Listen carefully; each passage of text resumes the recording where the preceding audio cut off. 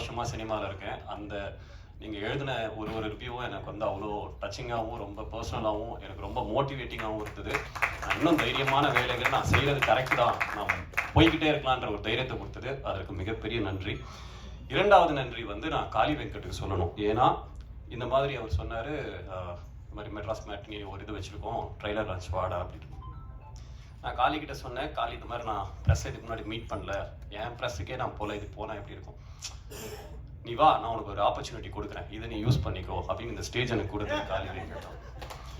And sir இந்த படம் black Bastar, don't worry, நான் ஷோராக சொல்கிறேன் இந்த படம் பிளாக் பஸ்டர். ஏன்னா நான் இன்னும் படம் பார்க்கல. இதற்கான 3 காரணங்கள் நான் சொல்கிறேன். ஒன்று, எஸ்ஆர் பிரபு சார் வாங்கியிருக்காரு, ஏன்னா கதைக்கு ரொம்ப இம்பார்ட்டன்ட் கொடுத்து ஒன்று வாங்குவாங்க. செகண்டு, நாங்களே ட்ரெய்லரையும் பார்த்தோம், சாங்ஸும் கேட்டோம், எல்லாமே ரொம்ப அபாரமாக இருந்தது.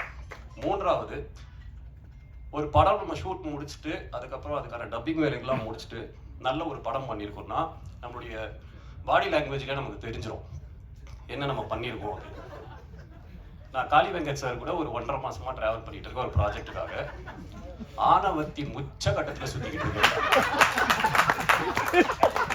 அதாவது இப்படிதான் இருக்கு, என்னடா அப்படின்னா, இல்லை மெட்ராஸ் மேட்னி, சரி சரி, அப்போ படம் பிளாக் பஸ்டர், அதனால இப்படி இருக்காரு போலன்றதுக்காக. அண்ட் இன்னும் எனக்கு ரொம்ப நெகிழ்ச்சியா இருக்கிறது என்னன்னா, இவர் வாழ்ற இந்த நாட்களில் நம்ம வாழும்போது நமக்கு அந்த வாழ்க்கையை ரொம்ப அர்த்தப்படுது காளி சார் இருக்கிற இந்த டைம்ல. பிளஸ் ஷூட்டிங் டேஸ்ல காளி சார் இருந்தாருன்னா ஏன் ரொம்ப நல்லா இருக்கும்னா, நீங்க என்ஜாய் பண்ணிருப்பீங்க, எனக்கு தெரியும். நீங்க காளி சார் இருந்த படங்கள்ல கண்டிப்பா என்ஜாய் பண்ணிருப்பீங்க.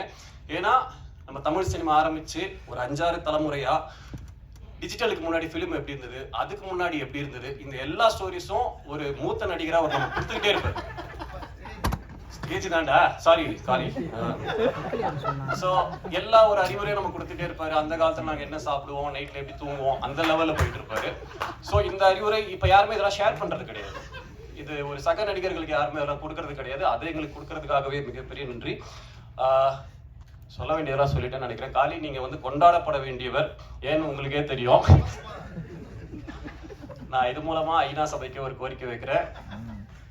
இந்த வருஷத்துக்கான நோபல் பிரைஸ் காளி வெங்கட் கொடுத்தே ஆகணும்.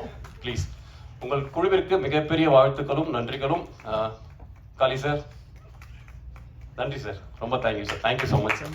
கூப்பிடுவேன் இனிமேல்.